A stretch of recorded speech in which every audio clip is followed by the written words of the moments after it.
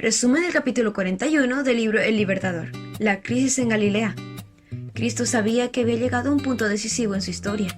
Las multitudes que hoy deseaban exaltarlo al trono mañana se apartarían de él. El chasco que sufriera su ambición egoísta iba a transformar su amor en odio y sus alabanzas en maldiciones. Sin embargo, Jesús no procuró evitar la crisis. Desde el principio no presentó a sus seguidores ninguna esperanza de recompensas terrenales. De los que ahora estaban relacionados con él, muchos habían sido atraídos por la esperanza de un reino mundanal. Esos debían ser desengañados. Muy temprano a la mañana siguiente, multitudes se dirigieron a Betsaida.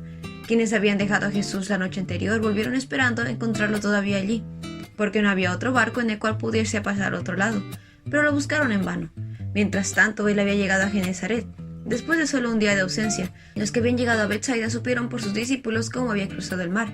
Los discípulos relataron todo fielmente a la muchedumbre asombrada: la furia de la tempestad, las muchas horas con vientos contrarios, cómo Cristo caminó sobre el agua, sus palabras tranquilizadoras, la aventura de Pedro, el repentino aplacamiento de la tempestad y cómo el bote llegó a la tierra. Pero muchos no estaban conformes con eso y esperaban recibir de labios del propio Cristo otro relato del milagro. Jesús no satisfizo su curiosidad. Dijo tristemente: ustedes quieren estar conmigo porque les di de comer, no porque hayan entendido las señales milagrosas. No se preocupen tanto por las cosas que se echan a perder, tal como la comida. Pongan su energía en buscar la vida eterna. No busquen solamente el beneficio material, sino también busquen el alimento espiritual. Por el momento esto despertó el interés de los oyentes. Nosotros también queremos realizar las obras de Dios, contestaron ellos. ¿Qué debemos hacer? Su pregunta significaba: ¿qué debemos hacer para merecer el cielo? ¿Cuál es el precio requerido para pagar para obtener la vida venidera? Jesús les dijo: la única obra que Dios quiere que hagan es que crean que Él ha enviado. El precio del cielo es Jesús. El camino al cielo es a través de la fe en el Cordero de Dios. Jesús había hecho la mismísima obra que la profecía había predicho que haría el Mesías, pero las personas no habían visto su obra como se lo imaginaban en sus esperanzas egoístas. Él aseveró ser el enviado de Dios y, sin embargo, se negaba a ser el rey de Israel. Esto era un misterio que no podían sondear. Medio en tono de burla, un rabino preguntó: si quieres que creamos en ti, muéstranos una señal milagrosa. ¿Qué puedes hacer? Después de todo, nuestros antepasados comieron maná mientras andaban por el desierto. Las escrituras dicen: Moisés les dio de comer pan del cielo. Jesús respondió: les digo la verdad, no fue Moisés quien les dio el pan del cielo. El dador de maná estaba entre ellos. Era Cristo mismo quien había conducido a los hebreos y los había alimentado a diario con el pan del cielo. Ese alimento era símbolo verdadero del pan del cielo. Pensando todavía que Jesús se refería al alimento físico, algunos exclamaron: Jesús, danos ese pan todos los días. Jesús habló entonces claramente: yo soy el pan de vida. Habían visto a Cristo por medio del testimonio del Espíritu Santo y la forma en que Dios se les reveló en su corazón. Las evidencias vivas de su poder habían estado delante de ellos día tras día.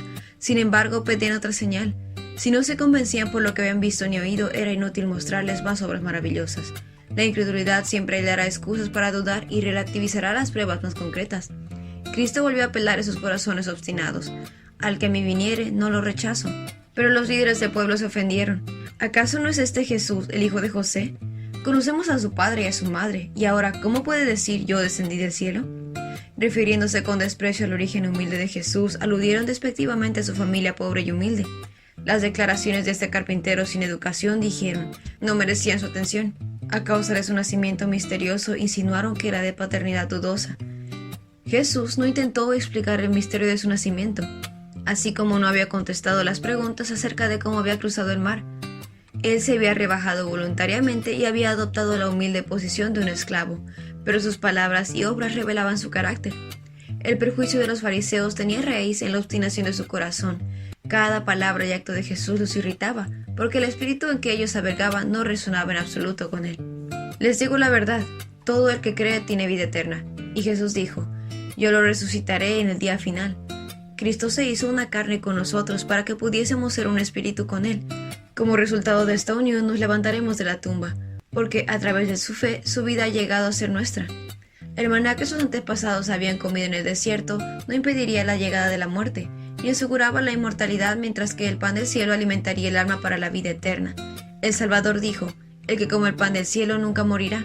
El pueblo judío no había discernido el cuerpo del Señor en el Cordero Pascual. Entonces los rabinos exclamaron airadamente: ¿cómo puede este hombre darnos de comer su carne? Hasta cierto punto comprendían lo que Jesús iba a decir, pero esperaban perjuiciar a la gente contra él a través de sus palabras. Cristo reiteró la verdad con lenguaje aún más fuerte. Les digo la verdad, al menos que coman la carne del Hijo del Hombre y beban su sangre, no podrán tener vida eterna en ustedes. Pero todo el que coma mi carne y beba mi sangre tendrá vida eterna, y yo lo resucitaré en el día final. Pues mi carne es verdadera comida, y mi sangre es verdadera bebida. Todo el que come mi carne y bebe mi sangre permanece en mí y yo en él. Lo que el alimento es para el cuerpo, Cristo debe serlo para el alma. Yo vivo gracias al Padre viviente que me envió. De igual manera, todo el que se alimente de mí vivirá gracias a mí. Jesús estaba tan plenamente entregado a la voluntad de Dios que solo el Padre aparecía en su vida. Por la ley ritual se había prohibido a los judíos probar sangre, y ahora torcieron las fuertes palabras de Jesús para hacerlo sonar sacrilegio. Aún muchos de sus discípulos dijeron: esta enseñanza es inadmisible, ¿quién puede aceptarla? El Salvador respondió: ¿acaso esto los ofende? ¿Qué pensarán entonces si ven al Hijo del Hombre ascender al cielo otra vez? Solo el Espíritu da vida eterna, los esfuerzos humanos no logran nada. Las palabras que yo les he hablado son espíritu y son vida. La vida de Cristo que da vida al mundo está en su palabra. Así como la comida sostiene nuestra vida física, así la palabra de Dios sostiene nuestra vida espiritual. Así como debemos comer por nosotros mismos, así debemos recibir la palabra por nosotros mismos. Debiéramos estudiar cuidadosamente la Biblia, pidiendo a Dios la ayuda del Espíritu Santo para poder comprender su verdad. Debiéramos tomar un versículo, descubrir el pensamiento que Dios puso en ese versículo para nosotros y espaciarnos en ese pensamiento hasta que llegue a ser nuestro. Dios hará revelaciones preciosas a sus hijos que tienen hambre y sed. A medida que se alimenten de su palabra, hallarán que ella es espíritu y es vida. Cristo conocía el carácter de quienes decían ser sus discípulos, y lo que dijo probó su fe. Declaró que debían creer y actuar según su enseñanza y ser amoldados a su carácter. Eso implicaría renunciar a sus ambiciones más queridas, requería entregarse completamente a Jesús. Serían llamados a convertirse en abnegados, humildes y tiernos de corazón, caminar por la senda estrecha recorrida por el hombre del Calvario. La prueba era demasiado grande, el entusiasmo de quienes habían procurado tomar a Jesús por la fuerza y hacerlo rey se enfrió. Este discurso les había abierto los ojos, no obtendrían recompensas terrenales por estar en relación con él. Habían recibido gratamente su poder de obrar milagros, pero no podían congeniar con su vida de sacrificio propio. Si no quería recobrarles la libertad de los romanos, nada querían tener que ver con él. Jesús les dijo claramente: algunos de ustedes no me creen, y añadió: por eso dije que nadie puede venir a mí a menos que el Padre me lo entregue. Si no eran atraídos a él, era porque sus corazones no estaban abiertos al Espíritu Santo. Por causa del que los reprochó en público por su incredulidad, esos discípulos se alejaron aún más de Jesús, deseando herir al Salvador y complacer el oído de los fariseos, le dieron la espalda y lo abandonaron con desprecio. Habían hecho su elección, no anduvieron más con Jesús. Se alejan ofendidos, murmurando en desacuerdo. Esta enseñanza es inadmisible. ¿Quién la puede aceptar? Cuando esos discípulos se alejaron, un espíritu diferente se apoderó de ellos. No podían ver atractivo alguno en Cristo, quien antes habían considerado tan interesante. Interpretaron mal sus palabras, falsificaron sus declaraciones y discutían sus motivos, recogiendo todo detalle que pudieran usar contra él. Esos falsos informes suscitaron tan indignación que su vida corrió peligro. Cundió rápidamente la noticia de que Jesús de Nazaret había admitido que no era el Mesías. Esto causó que el sentimiento popular en Galilea se convirtiera en su contra. Y así como había acontecido el año anterior en Judea, Israel rechazó a su Salvador porque deseaban el alimento que se echa a perder y no el que dura para la vida eterna.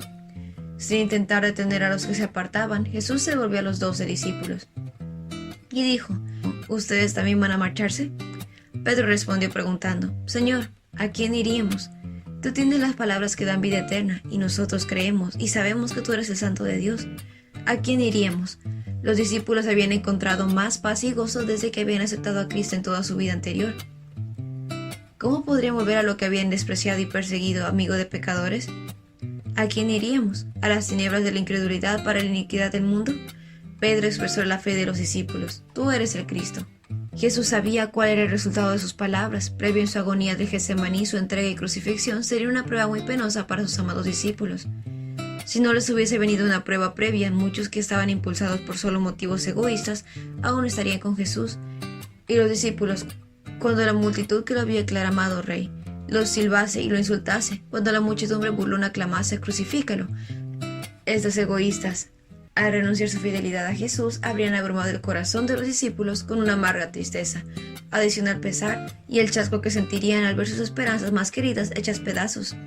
El ejemplo de quienes se apartasen de él podría haber arrasado con todos ellos.